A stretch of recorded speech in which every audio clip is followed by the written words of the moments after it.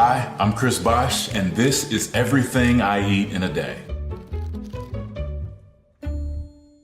Well, the first thing I do when I wake up, I get up pretty early, 6:30. It's very quiet in the house. I'll sit, I reflect, get my breakfast, get my coffee, and I just use that time to kind of write and get some reading in. So the first thing I usually eat in the morning, I love the yogurt parfaits because you can do them so many different ways. So I always have some Greek yogurt. It's good for the tummy. Some granola, put some mixed nuts in there, berries, definitely put some local honey on there. I always like to support our local beekeepers because it's good for your immune system as well, right? I usually have my coffee black, preferably some really nice beans, maybe from Colombia or somewhere like that. Some really, really nice coffee beans. I take some water in and I'm ready for my day.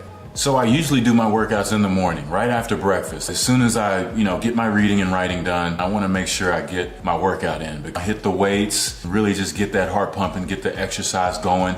I find that really helps my mind really just be more creative and it starts working. Then it's time to hit the office and get those things done that need to be done. So after workout, usually I try to get lunch in fairly quickly. Usually I like to have a nice protein with the salad, so a Cobb salad is always pretty cool. It's got your veggies, your avocado, your chicken and bacon if you like those things. A little bit of crumbled blue cheese, a little dressing if you like dressing, you can put some dressing on there too. Blue cheese, ranch, maybe even a nice lemon vinaigrette on some days. It's always a very, very good way to put that protein back from losing it during the workout. So I'm a huge snacker. And I don't want that to mean a bad thing. It's a good thing. But we've turned it into a good habit. We try to have some mixed nuts, some granola, some dried fruits, some freshly chopped vegetables. I know that my kids are watching me and they're probably gonna eat some of the same things that I eat. So we try to put those things out in the open so everybody can see them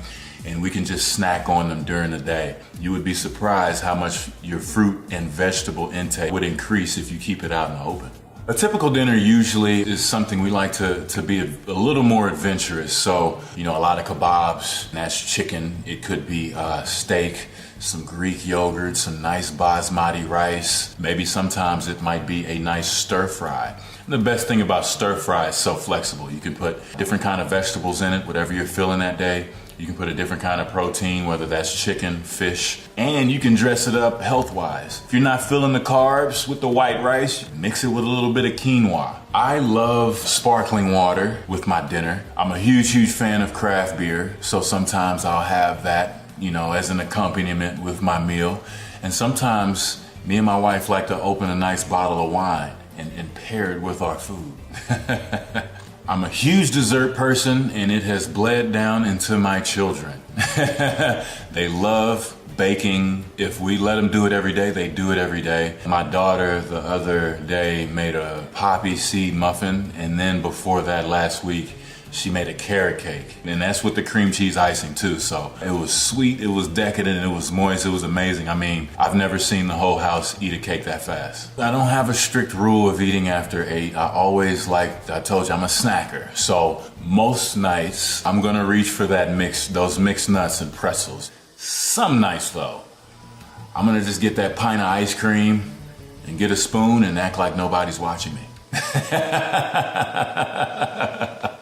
Yes, I am someone that gets hangry. I believe we all get a little hangry sometimes.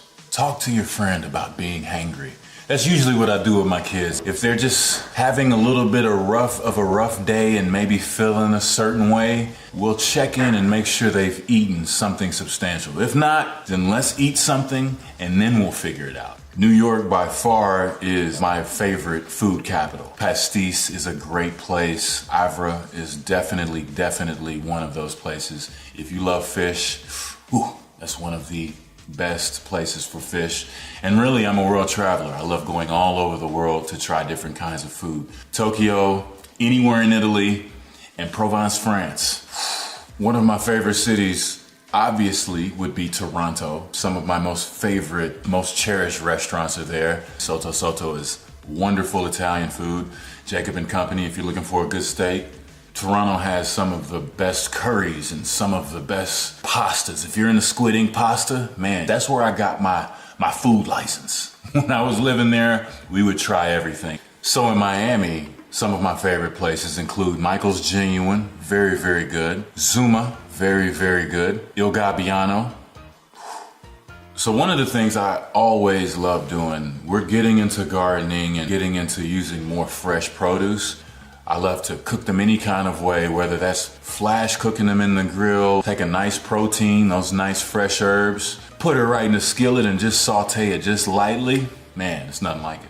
And that's everything I eat in a day. Thank you so much for watching. Please make sure that you check out my book, Letters to a Young Athlete, out June 1st. Very proud of it.